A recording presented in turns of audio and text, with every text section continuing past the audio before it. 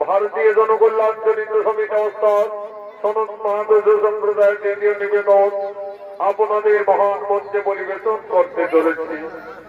এই চরিত্র বলার নাম রাখা হয়েছে মা সীতার বনবাস হইতে পিতা পুত্রের মহারণ।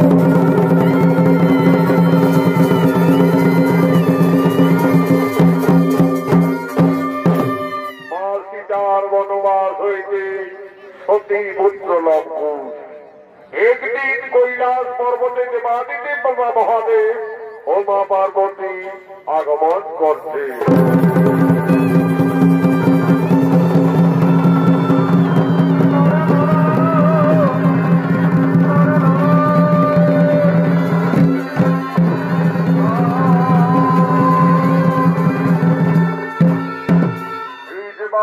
মহাদেবের ভূমিকায় অংশ নিয়েছে নৃত্যশিল্পী জিতেন কৈবর্ত।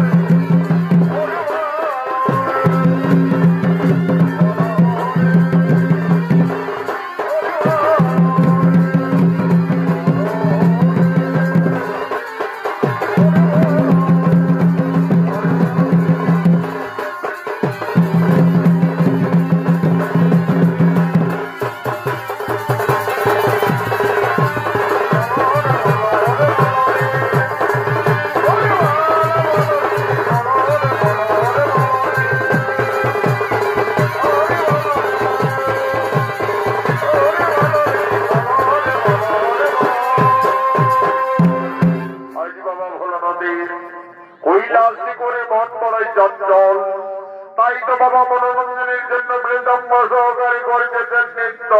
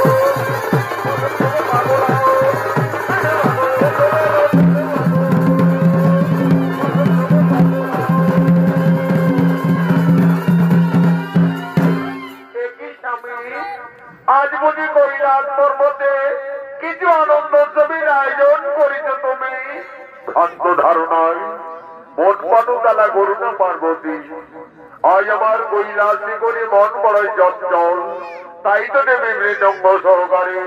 কেন স্বামী, তাহলে বুঝি কৈলাস পর্বতে আজ কিছু অশুভ ইঙ্গিত দেখছো? না দেবী, তাও নয়। আজ বর্তধামী শ্রী নারায়ণ তার রাম অবতারে তার সহধর্মিনী লক্ষ্মী স্বরূপিণী দেবী সীতাকে আজ ওখানে দিতে চলেছে বনবাসে। কি বলছে প্রভু? নারায়ণ তো রাক্ষস কুল বিনাশের জন্য রাম অবতারী মর্তলোকে গমন করেছে, তাছাড়া বর্তধামী লক্ষ্মী যারা নারায়ণ কিভাবে থাকবে প্রভু? তাই তো দেবী, সেই রামায়ণের অপূর্ব লীলা জলদেবী বর্ষাতে বর্তধামে আজ তুমি নন ভরে করিবে দর্শন।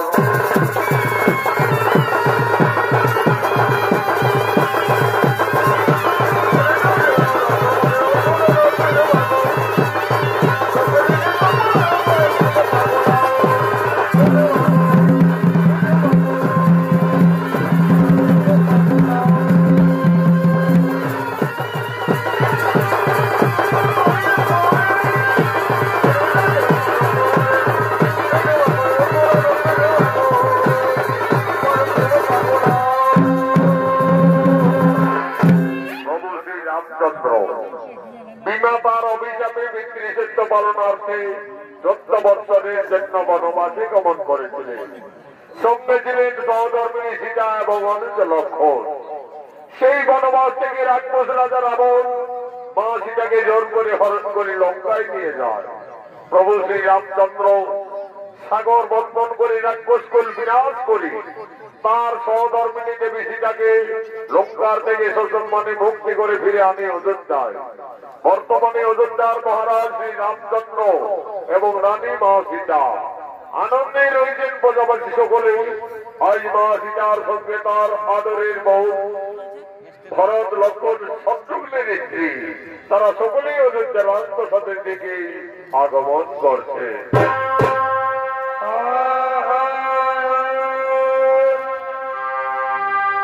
ঝাড়গাঁয়ের বনে ঝাড়ে ভালোবাসায় আছে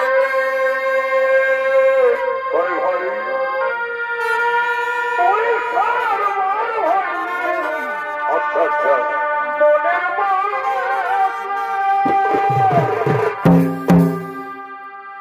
করোনার পীড়িত মনের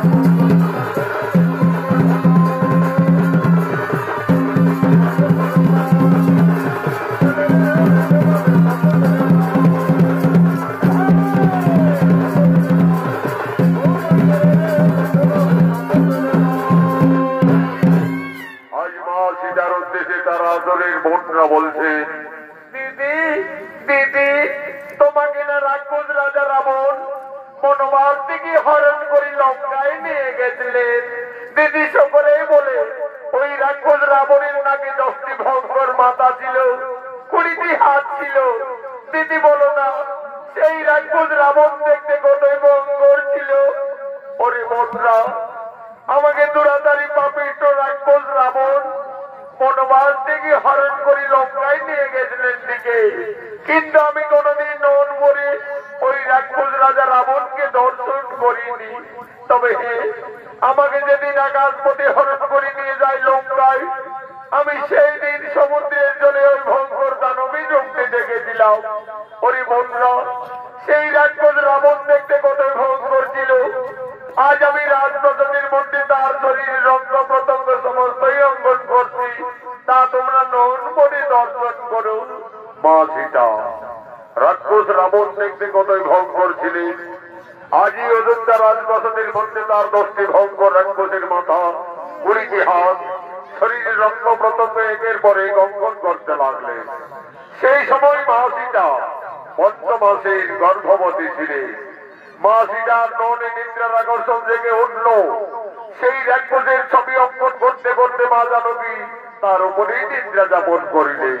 দিদি, মান্ডবী দিদি, ওই দেখো আমাদের সীতা দিদি রাক্ষস রাবণের ছবি অঙ্কন করতে করতে নিদ্রান্বিত হয়ে গেলেন। আমাদের সীতা দিদি 5 মাসের গর্ভবতী, তার বিশ্রামের খুবই প্রয়োজন। চলো দিদি, ততক্ষণে আমরা রাজপ্রাসাদের অন্তরালে যাই। চলো।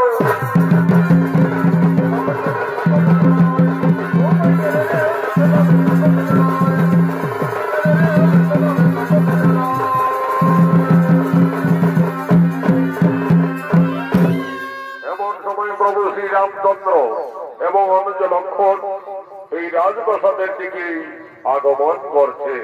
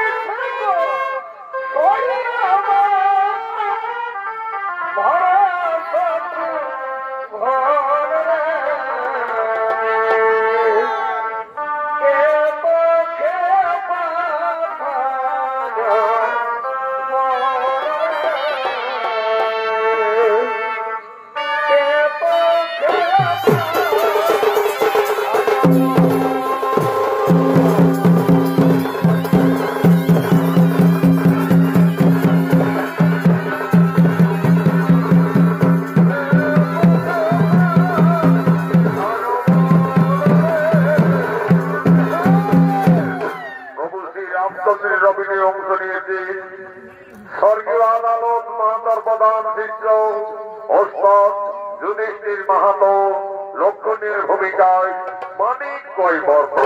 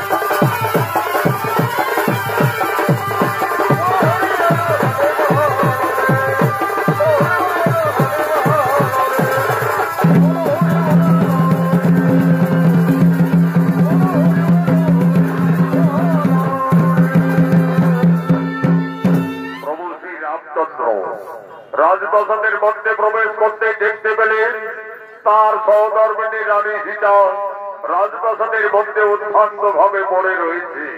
এই কি আমার সীতা ওইভাবে আজ রাজপ্রাসাদের মধ্যে পড়ে আছে কেন? প্রভু শ্রী রামচন্দ্র এসে দেখলেন রাক্ষস রাজা রাবণের ছবি অঙ্কন করে তার উপরে তার স্ত্রী নিদ্রা যাপন করে রয়েছে। একই সীতা ওইভাবে লঙ্কেশ্বর রাবণের ছবি অঙ্কন করে রাজপ্রাসাদের মধ্যে অবগাহন করে রয়েছে কেন? না না না না না না না, তা হতে পারে না, তা হতে পারে না। সীতা কেন রাক্ষস রাবণের উপরে বিরাজমান? তাহলে কি আমার সীতা সত্যি লঙ্কায় যে রাক্ষস রাবণের প্রেমে পড়েছিল? হয়তো সীতা রাবণ রাজাকে কোনো ভুলতে পারেনি যে তার ছবি অঙ্কন করে তার উপরে বিরাজমান।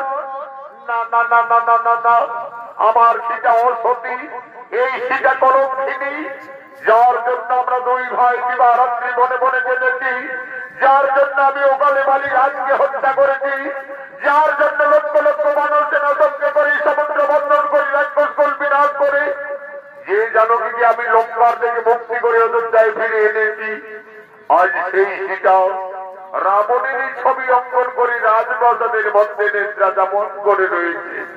না না না না না, আমার সীতা কলঙ্কিনী, এই সীতা বিচারিণী, কোথায় ওরে প্রাণের ভাই লক্ষ্মণ?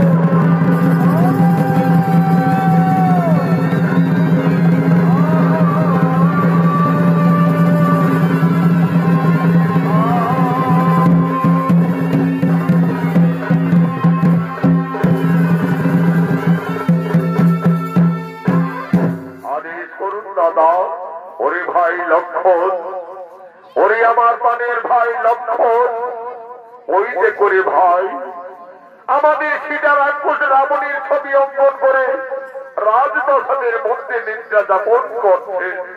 ওরে ভাই লক্ষ্মণ, এই কলঙ্কিনী হয়তো লঙ্কায় গিয়ে রাক্ষস রাবণের প্রেমে পড়েছিল, হয়তো সীতা রাবণ রাজাকে কোনো ভুলতে পারেনি যে তার ছবি অঙ্কন করে সীতা এখনো তার উপরে বিরাজমান। ওরে ভাই লক্ষ্মণ, এই কলঙ্কিনী সীতা যদি আমাদের অযোধ্যা নগরে থাকে, তাহলে আমাদের সূর্য বন্ধের বদনাম হয়ে যাবে রে ভাই, আমাদের রঘুকুলের বদনাম হয়ে যাবে। ওরে প্রাণের ভাই লক্ষ্মণ, এই কলঙ্কিনীর আর আমি মুখ দর্শন করতে চাই না। সূর্য বংশে জন্মমর বিখ্যাত জগতে পিতামর দশরথ, তার মধ্যে আমি রঘুনন্দন, যার কলঙ্কিনীকে দিয়ে নির্বাসনে।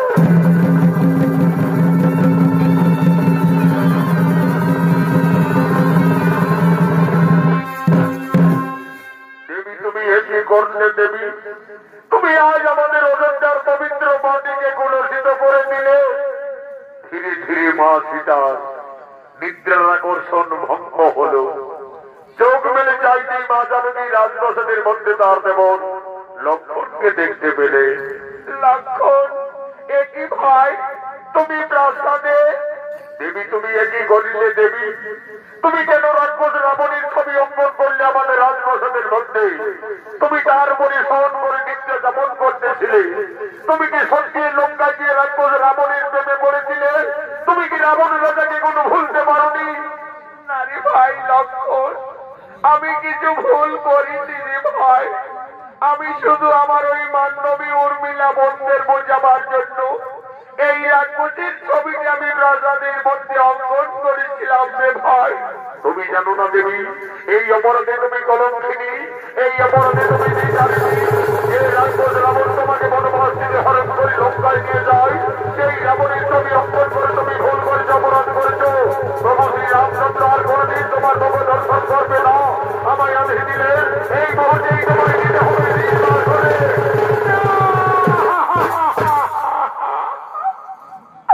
হে প্রভু, হে প্রভু রঘুনাথ, আজ তুমি আমাকে বিনা অপরাধী কলঙ্কিনী সাজালে। হে স্বামী, তুমি তো আমাকে লঙ্কার থেকে ফিরে এনে আমাকে সকলের উপস্থিতিতে অগ্নি পরীক্ষা করিয়েছিলে প্রভু। সবকিছু জেনেও আজ আমি বিচারিনি। ওরে ভাই লক্ষ্মণ, তোমার দাদা যখন আর মার মুখ দর্শন করবে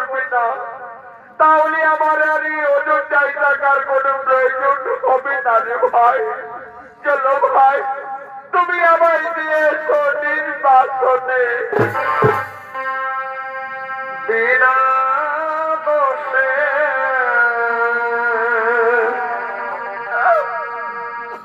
বনবাসী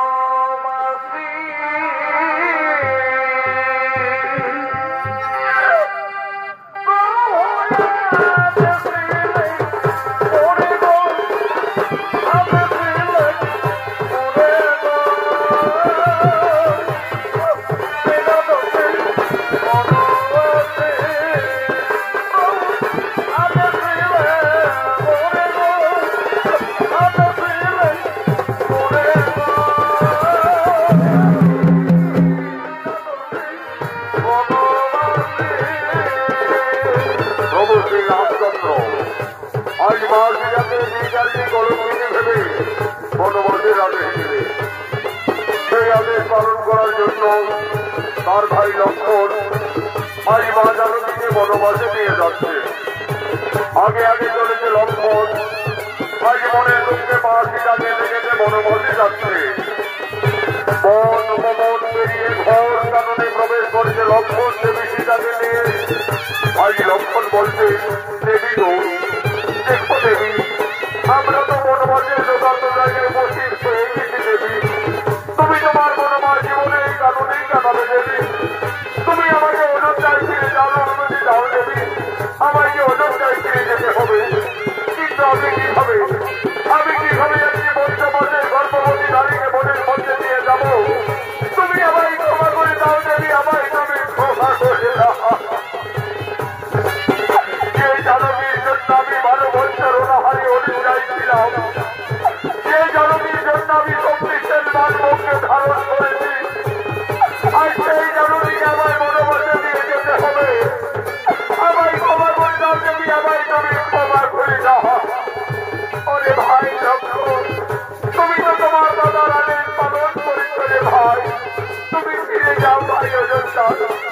তোমার দাদা আমাকে বিয়ের সময় দিয়েছিলেন আমার গোলার মুক্তার হাত, কানের দোল, পায়ের নকল।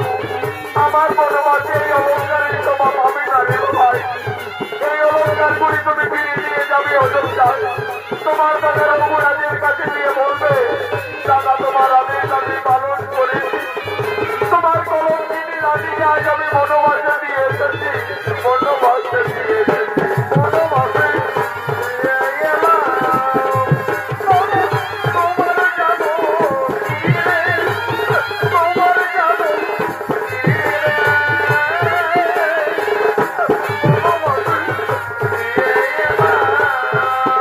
প্রভু শ্রী রামচন্দ্র মা সীতাকে বিয়ের সময় যেটা অলঙ্কার দিয়েছিলেন, আজ মনের দুঃখে মা জানকী বনবাসে যেতে যেতে গলার মুক্তার হাত, কানের দোল, পায়ের নকল সমস্ত অলঙ্কার লক্ষ্মণীর হাতে তুলে দিলেন। আজ মা জানকী বলছে, ওরে ভাই লক্ষ্মণ, এই সমস্ত অলঙ্কার নিয়ে তুমি ফিরে যাও অযোধ্যা। তোমার দাদার অপরাধের কাছে নিয়ে বলবে,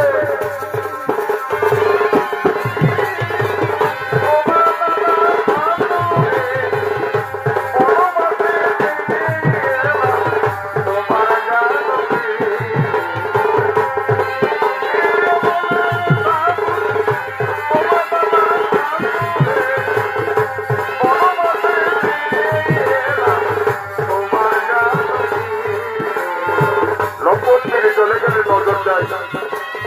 আজ বাসীরা সংসার হারা জনক দক্ষিণী বনচারী। আজ মা জানকী মনে মনে কাঁদছে, তার নদীর ধারা অবিরত বইছে। আজ মা সীতাকে দেখে বলছে, হে পিতাতা, এখন আমি কোথায় যাব? এই বনবাসে আমি কি খাবো? আমি কিভাবে আমার এই গর্ভের সন্তানে বাঁচাবো? না না না না, আমি আর কোথাও যাব না। আমার বেঁচে থাকার চেয়ে আমার মরে যাওয়াই ভালো হবে, আমার মরে যাওয়াই ভালো হবে। এই প্রভু রঘুনাথ, তুমি শুধু যুগে যুগে আমাকে কাঁদিয়েই চলেছ প্রভু।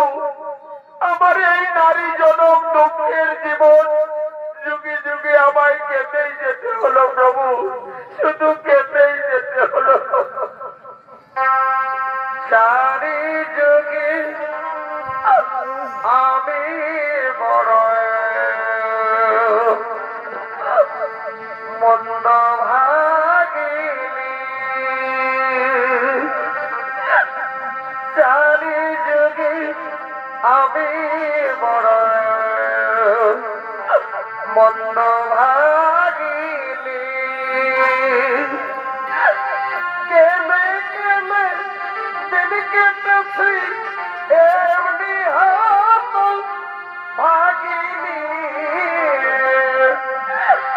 কেমে কেমে দিন কেটেছি এমনি হাত ভাগিনি।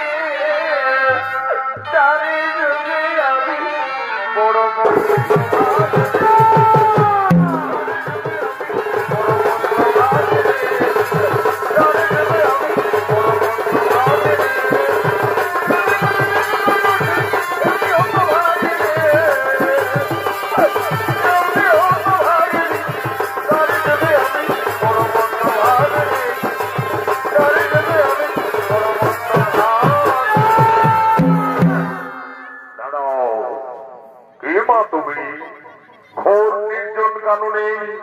কান্দে কান্দে মনের দুঃখে প্রাণ বিসর্জন দিতে যাচ্ছ। তুমি জানো না নারী, মানব জীবনে আত্মহত্যা মহাপাপ। বাবা, আমার বেঁচে থেকে কিছু লাভ হবে না যোগী বাবা। আমার স্বামী আমাকে বিনা অপরাধে কলঙ্কিনী ভেবে আমাকে বনবাসে দিয়েছে বাবা। আমি সংসার হারা জনক নন্দিনী সীতা। মা সীতা, তুমি বনবাসে এসেছো মা? আমি ঋষি বাল্মীকি, আমি জানতাম না জানো কি একদিন না একদিন তোমাকে বনবাসে আসতেই হবে।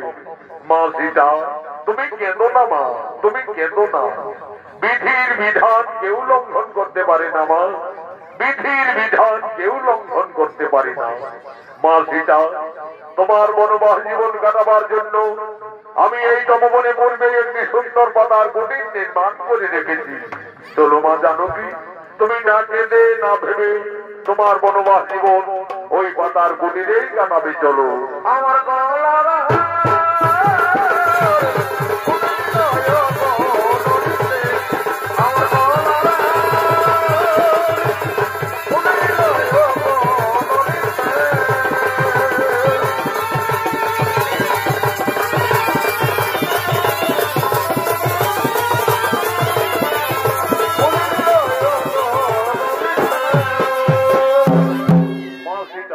তার বনবাস জীবন যোগী বাল্মীকির তপবনে কাটাতে শুরু করলে। মা সীতার গর্ভের যখন 10 মাস 10 দিন পূর্ণ হয়ে যায়, সুন্দর একটি পুত্র সন্তানের জন্ম দিলেন। আদর করে যোগী বাল্মীকি সেই ছেলের নাম দিলেন লব। লব দিনের পর দিন মনির আশ্রমে বড় হয়। আজ যোগী বাল্মীকি যোগ সাধনার জন্য তপবনের দিকে আগমন করছে।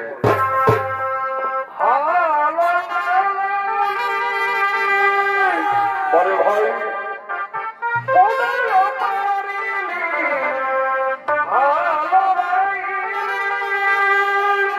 আচ্ছা আচ্ছা,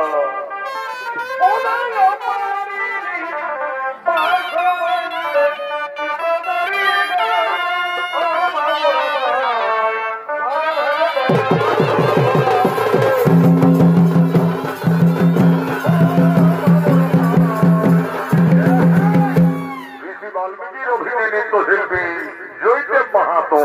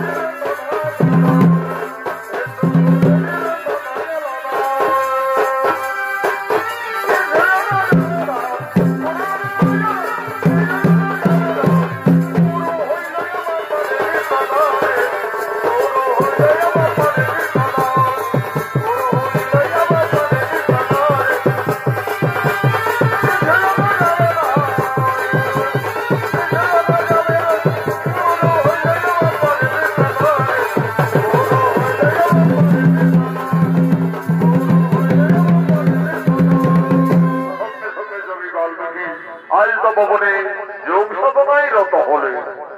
ওম নমো শ্রী ব্রহ্মদেবায় নমো নমঃ।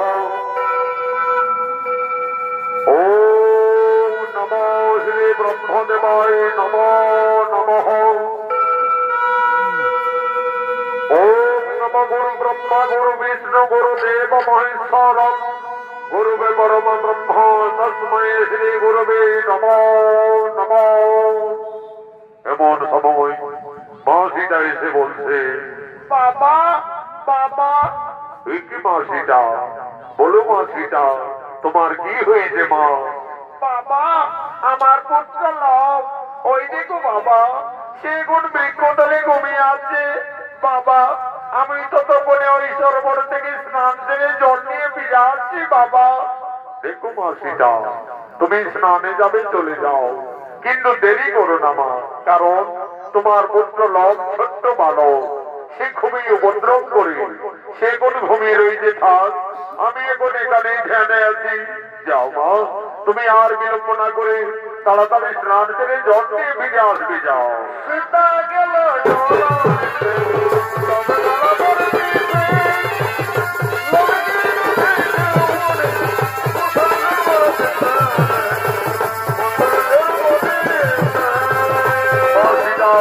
সরোবরে স্নান করতে গেলে মনে বসলে ধ্যানে এমন সময় লোকের ঘুম ভেঙে যায়। লোক তার মায়ের বিজন বিজনে সরোবর থেকে ছেড়ে চলে গেলে পুরীর ধ্যান ভঙ্গ হল। পুরী দেখছেন সেখানে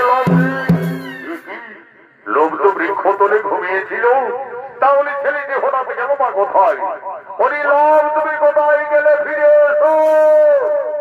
না না না না না, এদিকে তো লোককে কোথাও দেখতে পাওয়া যাচ্ছে না। তাহলে কি বাগানে আমদাম খেতে গেল নাকি রে বাবা? ছোট্ট বালক কাল থেকে মরে যাবে। ওরে লোক, তুমি কোথায় গেলে? ফিরে এসো। না না না না না, লোভের এই তপবনে কোথাও কোনো বার্তা পাওয়া গেল না। তাহলে কি কোন হিংস্র প্রাণী ছেলেটাকে এসে খেয়ে ফেললো নাকি রে বাবা? তাহলে তো সর্বনাশ হয়ে যাবে। সীতা সংসার হারা জনম ভগিনী বনচারিণী, তার একমাত্র সম্পদ তার পুত্র লব। লোককে বৃক্ষতলে ঘুমিয়ে রেখে মা সীতা সরোবরে স্নানে গেছে। ফিরে এসে তার পুত্রকে না দেখতে পেয়ে নিশ্চয়ই মা জানকী কেঁদে কেঁদে পুত্র সঙ্গে প্রাণ ত্যাগ করবে।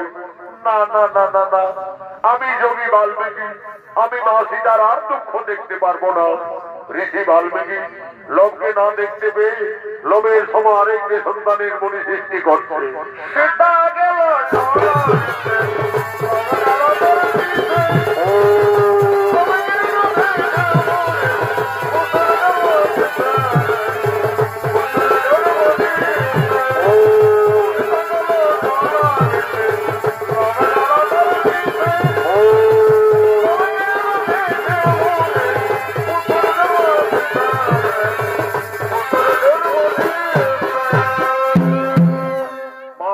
সরোবর থেকে স্নান করে ফিরে এসে দেখছে লোভের মতো আরেকটি সন্তান সেই বৃক্ষতলেই ঘুমিয়ে আছে। বাবা বাবা, ওই ছেলেটি আবার কোন ছেলে বাবা? কেন মাসিটা, তোমার পুত্র লব। তুমি এই তো বলে গেলে বাবা আমার সন্তান ঘুমিয়ে আছে, তাকে তুমি দেখো। আমি তো দেখছি মা, তোমার পুত্র তো বৃক্ষতলেই ঘুমিয়ে আছে। না বাবা, তোমার কথা ভুল হচ্ছে। এই দেখো বাবা, আমার ছেলেটা আমার পিছনে পিছনে সরোবরে ছুটে গেলেন। মা সীতা, আমার ভুল হয়ে গেছে মা, আমি ভুল করে ফেলেছি মা। আমি ভেবেছিলাম লোককে এই তপবনে কোনো হিংস্র প্রাণী খেয়ে ফেলেছি। তোমার দুঃখ না সইতে পেরে মা জানকী আমি যে লোভের মতো আরেকটি সন্তানের সৃষ্টি করেছি মা। লোভ যেমনি তোমার পুত্র, আমি সৃষ্টি করেছি তার নাম দেখেছি ঘোষ। ঘোষ হবে তোমার ঠিক যেমনি পুত্র। ঘোষ ঘোষ ঘোষ, তুমি উঠে এসো ঘোষ। ওই দেখো ঘোষ তোমার মাথা দাঁড়িয়ে রয়েছে। যাও ঘোষ, তুমি তোমার মায়ের করে চলে যাও। মা সীতা একটি সন্তান ছিল। যোগী বাল্মীকির আশীর্বাদে মা জানকীর তপবনে দুইটি পুত্র হয়ে গেল। তার দুই সন্তানকে নিয়ে মা সীতা তার বনবাস জীবন আনন্দেই কাটাতে চলেছে।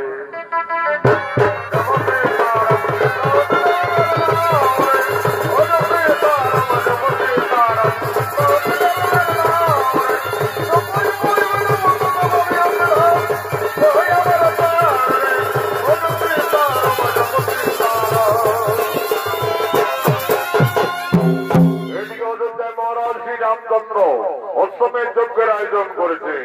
যজ্ঞ সভায় গুলো গুলো বৈচিত্র্য রাজা রামচন্দ্র, মন্ত্রী, সেনাপতি সকলে আগমন করছে।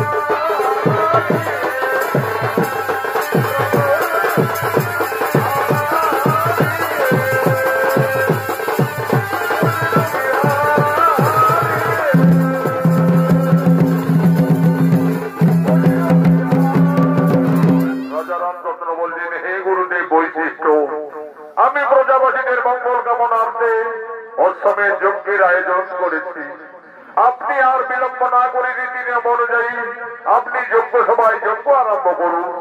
রাজা রামচন্দ্রের আদেশে গুলো গুলো বৈশিষ্ট্য সঙ্গে সঙ্গে অষ্টমের যজ্ঞ শুরু করলেন। ওম নমো শ্রী অগ্নিদেবায় নমো নমঃ। ওম নমো শ্রী অগ্নিদেবায় নমো নমঃ। যজ্ঞ সভায় অষ্টমের যজ্ঞের ঘোড়া আগমন করছে।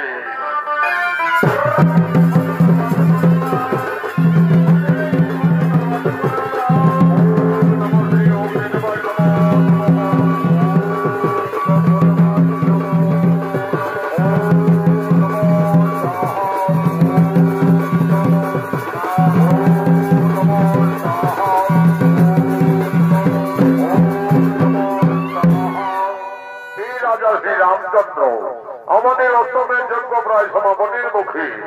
আপনি আর বিলম্ব না করে এই অষ্টমের যজ্ঞের ঘোড়ার কপালে সুন্দরভাবে সন্ধান করে লিপিবদ্ধ করুন। এই ঘোড়া রাজা শ্রী রামচন্দ্রের অষ্টমের যজ্ঞের ঘোড়া। এই ঘোড়া যতদূর যাবে ততদূর অযোধ্যার সীমানা বলে পরিচিত থাকবে। আর যদি কেউ বাহুবলে বন্দী করে তাহলে রাজা শ্রী রামচন্দ্রের সঙ্গে যুদ্ধ করতে হবে। কুলগুরু বৈশিষ্ট্যের আদেশে রাজা রামচন্দ্র অষ্টমের যজ্ঞের ঘোড়ার কপাল লিপিবদ্ধ করিলেন। ঘোড়া যজ্ঞস্থল থেকে যাচ্ছে। ঘোড়ার পিছনে পিছনে অযোধ্যার সমস্ত সেনারা যেতে লাগলেন।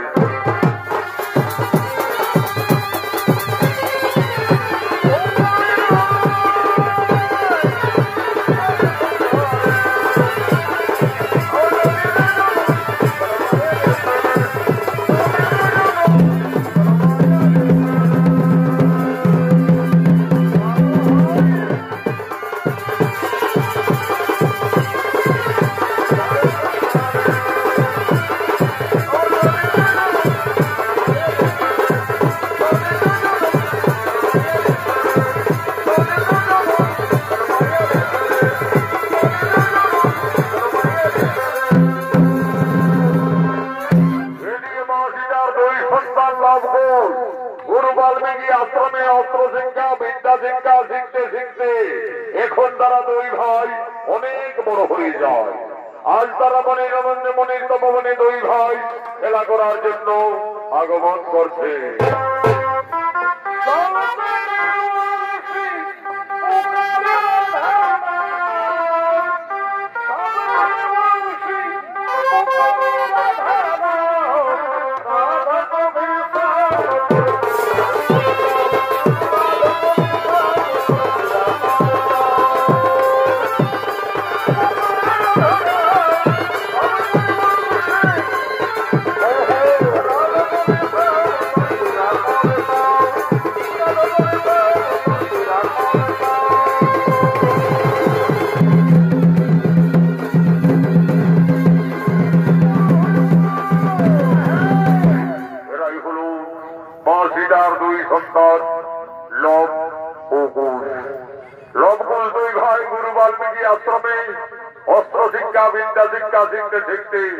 এখন তারা দুই ভাই অনেক অনেক বড় হয়ে যায়। আজ তারা মনের আনন্দে পুলিশ তপবনে দুই ভাই খেলা করার জন্য আগমন করেছে। এই লম্বদের ভূমিকায় অংশ নৃত্য পরিবেশন করবেন দুই তরুণ নৃত্যশিল্পী মঙ্গলচন্দ্র মাহাতো ও সুচন্দ্র টোটো।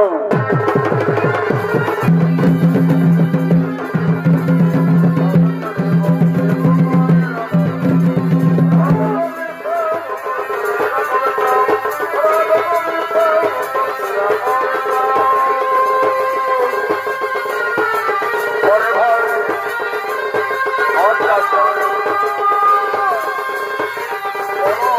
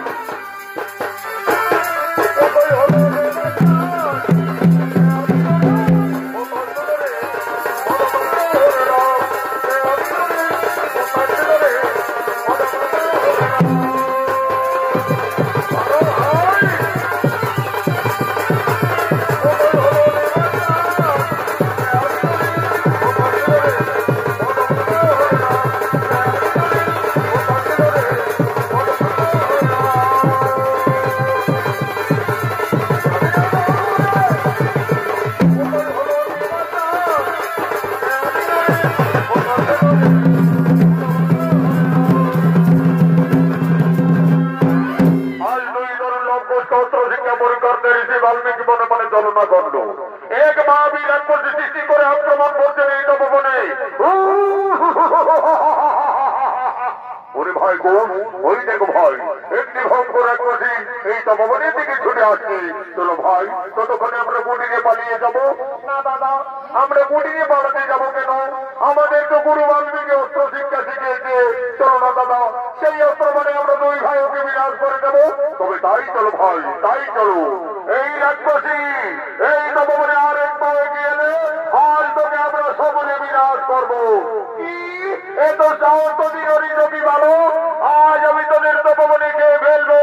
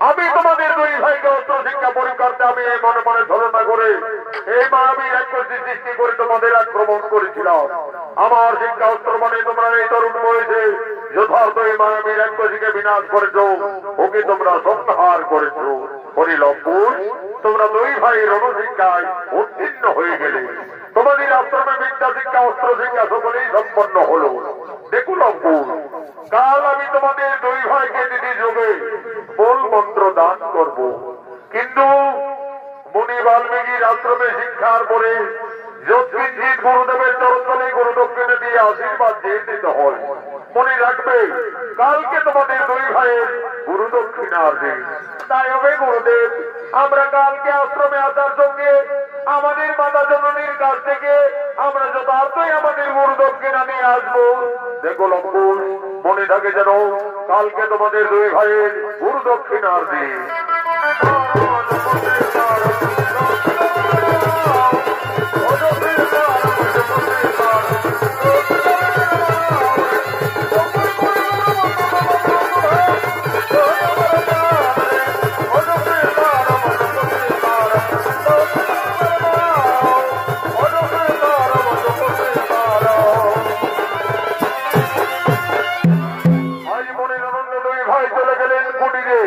কুটিরে গিয়ে তাদের মাতা সীতার কাছে তারা প্রয়োজনে নিবেদন করছে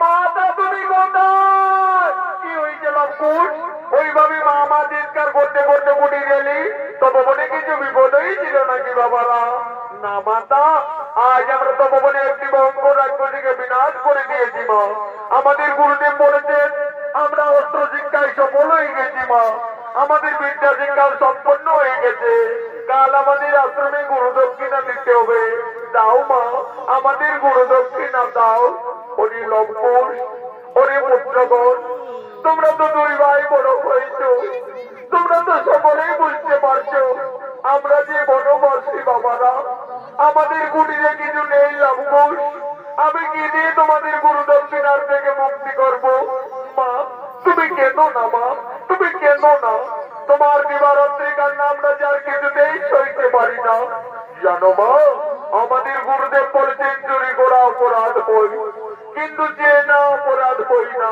ওই তো মা অদূরী নগর দেখা যাচ্ছে চলো না মা আমাদের গুরু দক্ষিণার জন্য সকলের কাছে কিছু কিছু সাহায্য চেয়ে নেবে মা সীতা একদিন ছিলে নজর যায় মহারানী, আজ সে ভাগ্য ফেরে সংসার হারা জনম দুঃখিনী মনোচারিণী। তার দুই সন্তানের গুরু দক্ষিণা দেওয়ার মতো মা সীতার কুটিরে কিছুই নেই। আজ মনের দুঃখে মা জানকী এই নগরের দ্বারে দ্বারে সকলের কাছে করজোড়ে নিবেদন করছেন, এ ভক্তগণ, আজ আমি খুব এই সংকটে পড়েছি।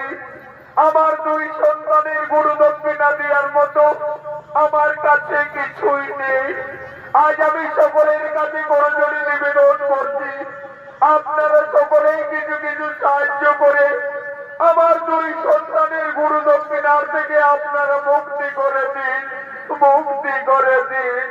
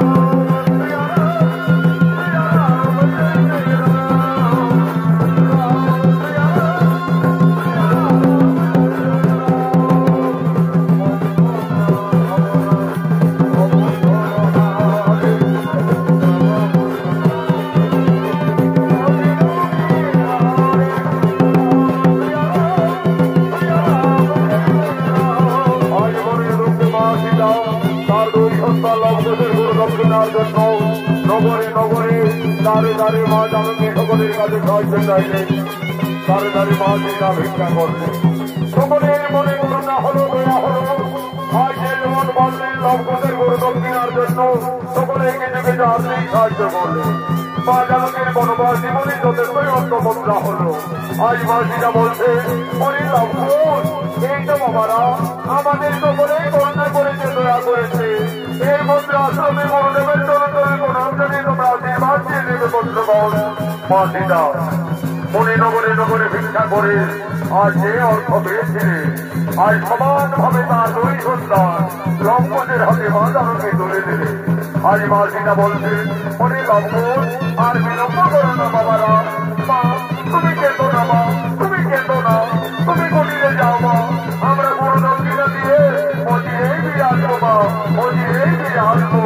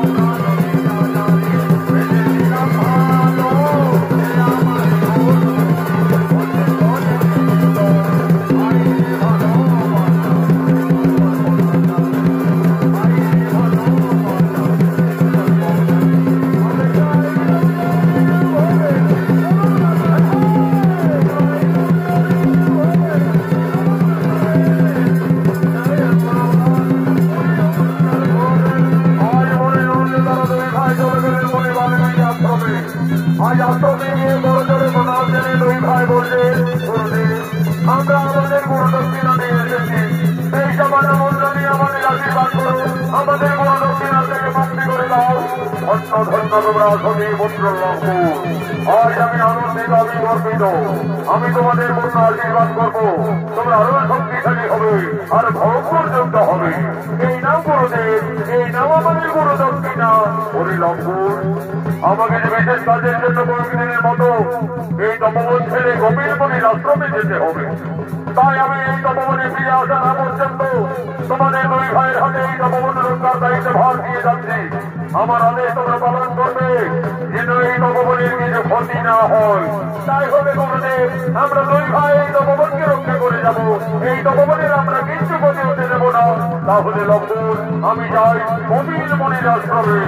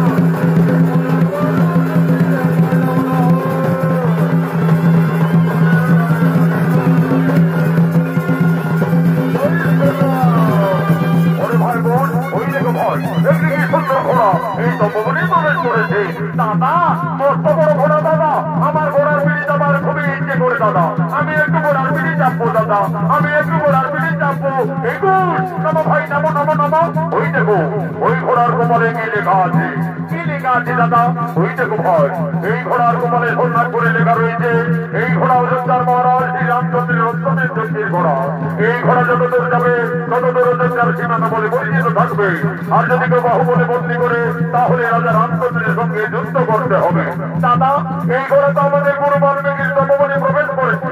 চলো দাদা, আগে আমরা এই ঘোড়াকে বন্দী করবো, আমরা তারপরে নয় প্রয়োজনে যুদ্ধই করবো, তবে তাই চলো ভাই।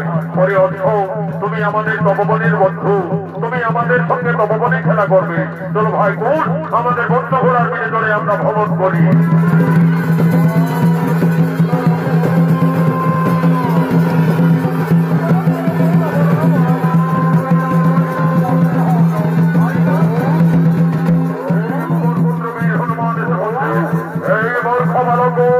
তোমাদের এত সহজ হলো কি হবে?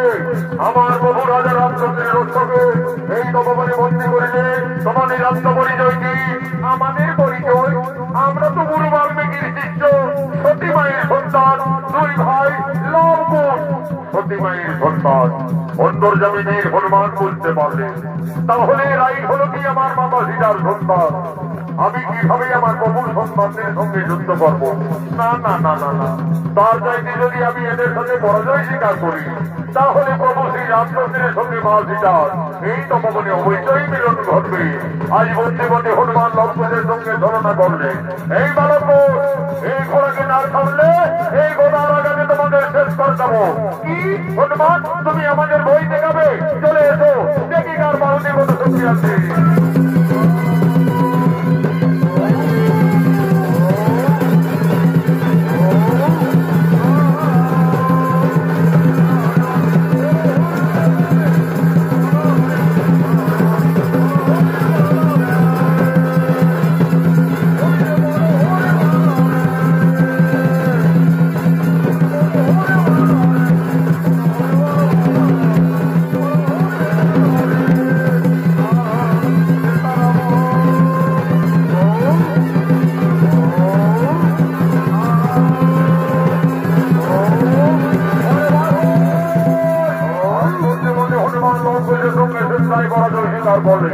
আজ লক্ষ্মণ হনুমানকে বন্দী করে রাখলেন তপবনের এক বৃক্ষটালে। এমন সময় উপস্থিত হয়ে যায় ভরত ও শত্রুঘ্ন। এই বালক, আমাদের অন্তকে তোমরা বন্দী করিলে কেন? মুক্তি করে দাও, না হলে রণের জন্য প্রস্তুত হয়ে যাও। হ্যাঁ, আমরা প্রস্তুত আছি, চলে এসো, দেখি যে হারে আর কে দিবে।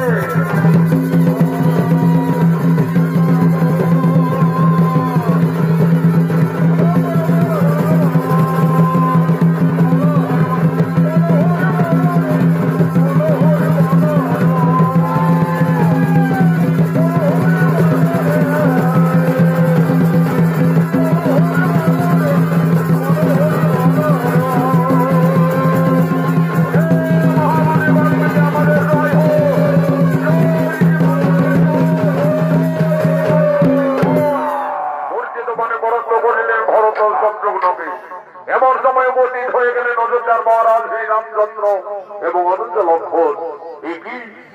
আজ তপবনে পরাস্ত করি যে আমার দুই ভ্রাতা ভরত শত্রুঘ্নকে, আজ পরাস্ত করে বন্দী রেখেছে পবন পুত্র বীর হনুমানকে, বন্দী রেখেছে আমার অশ্বমের যজ্ঞের ঘোড়াকে। কেমন শক্তিশালী দুই ঋষি বালক! যে বাবা তোমরা, আমরা সতী মায়ের সন্তান, গুরু বাল্মীকি শিষ্য, দুই ভাই লবকুশ।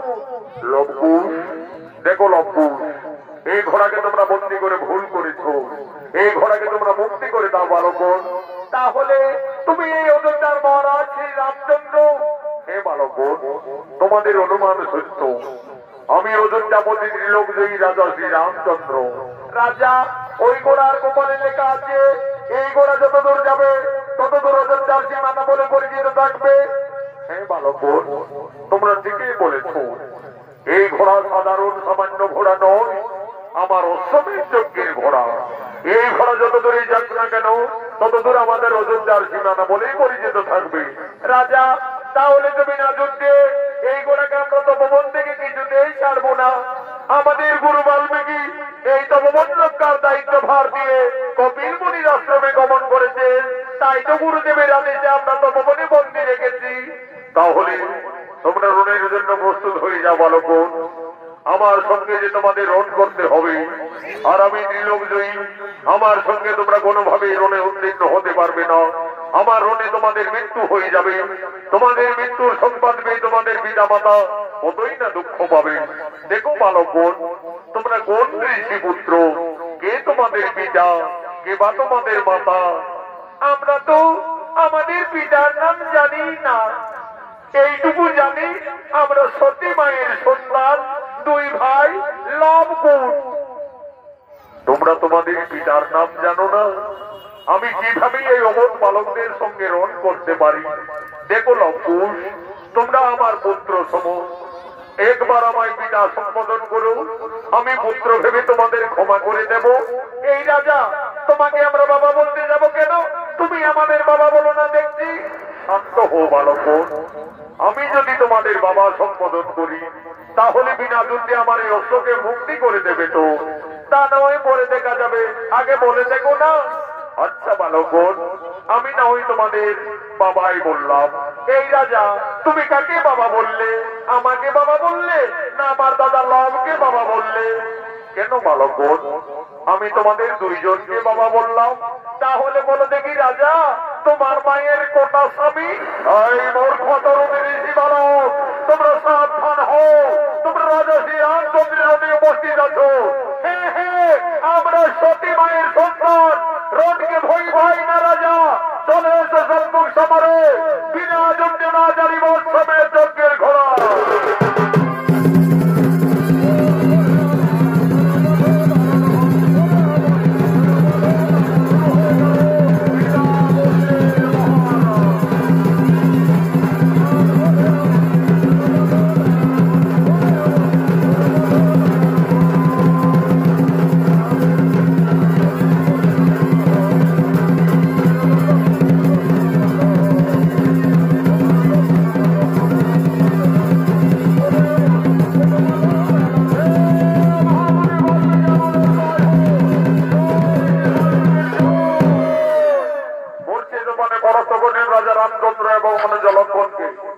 এদিকে যোগী বাল্মীকি কপিল মুনির আশ্রম থেকে তপবনে ফিরে এসে দেখছে লবকুশ তপবনে সর্বনাশ করে রেখেছে। ওরে শিষ্যগণ, ওরে লবকুশ কোথায় তোরা? আমার অবর্তমানে এইভাবে তপবনে অত্যাচার। গুরুদেব, আমরা তো তোমার আদেশ পালন করে চলেছি গুরুদেব। এই তপবন রক্ষা করতে গিয়ে এই সমস্ত যোদ্ধাদের রণে পরাস্ত করে রেখেছি। ঋষি দাদু, আমরা একটি জান্ত হনুমানকে পরাস্ত করে বন্দী করেছি। ওরে, তোরা আবার হনুমান নাকি? কোথায় হনুমান বন্দী করিলি? ওই দেখো ঋষি দাদু, ওই তপবনের বিক্ষুট আছে। ওই বাবা রে, এই যে আমার পবন পুত্র বীর হনুমান ছিলি বাবা, এই হনুমানের সঙ্গে তোমরা ঝগড়া করেছো। ওরে লবকুশ, এই রাজাদের না জানে না শুনে কেন তাদের উপরে আঘাত করেছো? জানি গুরুদেব, ওই রাজা বলছে আমি অযোধ্যার মহারাজ শ্রী রামচন্দ্র, আমার অষ্টমের যজ্ঞের ঘোড়াকে বিনা যুদ্ধে ছেড়ে দাও। আমরা ছাড়িনি গুরুদেব, আমরা তোমার আদেশ পালন করে চলেছি। ওরে লবকুশ, আমার আদেশ পালন করতে গিয়ে তোরা তো নিজেরাই নিজেদের এই সর্বনাশ করে নিয়েছি। যা যা, আর বিলম্ব না করে তোদের মাতা সীতাকে তোরা তাড়াতাড়ি তপবনে ডেকে নিয়ে আয়। তোদের মাতা সীতাই বলবে ওই রাজার সঙ্গে তোমাদের পরিচয় কি। মা, তুমি তাড়াতাড়ি তপবনে এসো মা। ওরে লবকুশ, তপবনে কি হয়েছে বাবারা? মা, আজ আমরা যুদ্ধে জয়ী হয়ে গেছি মা। একটি জান্ত হনুমানকে পরাস্ত করে বন্দী করে রেখেছি মাতা। ওই লবকুশ, কোথায় হনুমান বন্দী রেখেছো বাবারা? ওই দেখো মাতা, ওই তপবনের বৃক্ষডালে বন্দী করে রেখেছি। ওই লবকুশ, এই যে পবন পুত্র বীর হনুমান, এই হনুমানকে তোমরা কেন বন্দী করিলে বাবারা? যে লবকুশ, ওই হনুমানকে তোরা বন্দী করেছে। ওই হনুমান একদিন আমার মান রেখেছে। ওই হনুমান আমার জন্য লঙ্কায় কতই না দুঃখ পেয়েছে। যে বাবারা, হনুমানকে তোরা ছেড়ে দে। মা সীতা, ওদিকে তো বৃক্ষডালে হনুমানকেই দেখেছো, আর এইদিকে তাকিয়ে দেখো মা, তোমার সন্তানরা, তোমার স্বামী, তোমার দেবরদের সকলকেই রণে জর্জরিত করে রেখেছে। ওরে লবকুশ, এ তোরা কি করিনি বাবারা? তোরা কাদের সঙ্গে যুদ্ধ করেছ, রণ করেছ? তোরা তো সকলই সর্বনাশ করে দিলে লবকুশ। আমার হাতের শাখা সীতাই সিঁদুর আজ তোরা সকলে মুছে দিলে বাবারা। বাবা, আমি আমার বনবাস জীবনে তোমার কাছে কোনোদিনই কিছু চাইনি বাবা। আজ আমার দুই অমর সন্তানে ক্ষমা করে আমার স্বামী এবং দেবরগণকে পুনরায় জীবিত করে দাও বাবা, পুনরায় জীবিত করে দাও। মা সীতা, তুমি কেন না মা, তারা কেউ মারা যায় না, তারা লঙ্ঘনের রণে পরাস্ত হয়ে জ্ঞান হারা অবস্থায় পড়ে আছে। আমি এক্ষুনি কমণ্ডলে জল হইতে তাদের সকলের জ্ঞান পুনরায় ফিরিয়ে দেব। ওম নমঃ সাহা উঠু রাজা শ্রী রামচন্দ্র। ওম নমঃ সাহা উঠু বীর অনন্ত লক্ষণ। ওম নমঃ সাহা উঠু বীর ভরত কুমার। ওম নমঃ সাহা উঠু শত্রুঘ্ন। হে রাজা শ্রী রামচন্দ্র, তুমি আমার অবর্তমানে আমার এই তপবনে এসে আমার এই দুই তরুণ শিষ্যর সঙ্গে এইভাবে রণ করতে পারো না, এইভাবে যুদ্ধ মানাই না। মনে পড়ে রাজা, একদিন তুমি তোমার রানীকে কলঙ্কিনী ভেবে 5 মাসের গর্ভবতী অবস্থায় ক্রোধবশত বনবাসে পাঠিয়েছিলে। তোমার এই অরসজাত সন্তানের লাগবো, এই লাগবো, এই লাগবো, তোমরা শুনে যাও, শান্ত হও লাগবো। দেখো লক্ষ্মণ, যাদের সঙ্গে তোমরা ঝগড়া করছো, মারামারি করছো, যুদ্ধ করছো, তাদেরকে তোমরা জানো না, চেনো না, তারা তোমাদের বংশের লোক, সম্পর্কে সকলেই তোমাদের কাকা। আর যে রাজার সঙ্গে তোমরা রণে জর্জরিত, ওই রাজা শ্রী রামচন্দ্র হলো তোমাদের জন্মদাতা পিতা। গুরুদেব, ওই রাজা আমাদের পিতা। হে লঙ্কুশ, তোমরা তো রাজপুত্র, যাও অবিলম্বে তোমাদের ভুল স্বীকার করে করজোড়ে 2 ভাই তোমরা তোমাদের পিতার কাছে ক্ষমা চেয়ে নেবে যাও। পিতা, পিতা আমাদের ক্ষমা করে দাও পিতা, আমরা ভুল করে রণ করেছি। ওরে লঙ্কুশ, আজ আমার মনে পড়েছে আমি যেদিন রাজপুষ্কুল বিনাশ করে লঙ্কার থেকে আমার সীতাকে অযোধ্যায় এনেছিলাম, সেই দিন রাবণের মাতা নিকোষা কেঁদে কেঁদে আমায় অভিশাপ দিয়েছিলেন। বলেছিলেন, ওরে রাজা রামচন্দ্র, আজ যেমন আমাকে পুত্র সঙ্গে কাঁদতে হচ্ছে, আমিও তোমাকে অভিশাপ দেব।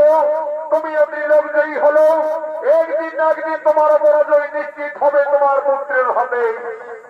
আজ আমার সেই অভিশাপের কথা মনে পড়েছে লঙ্কুশ। তোমরাই আমার পুত্রগণ, এসো বাবারা, আমার পক্ষে এসো।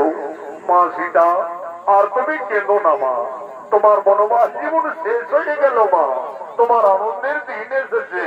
যাও মা সীতা, তোমার পরিবারের সকলেই তোমার অপেক্ষায় দাঁড়িয়ে রয়েছে। রাজা রামচন্দ্র একদিন মা সীতাকে কলঙ্কিনী বিচারিতে ভেবে 5 মাসের গর্ভবতী অবস্থায় বনবাসে দিয়েছিলেন। ঋষি বাল্মীকির আশীর্বাদে ফিরে পেলেন তার স্ত্রী পুত্রদের। আনন্দ হলো, জয় জয়কারে নাম ভক্ত পবন পুত্র বীর হনুমান বলছেন, বলো বলো শ্রীরামপতি রাজা শ্রী রামচন্দ্র কি।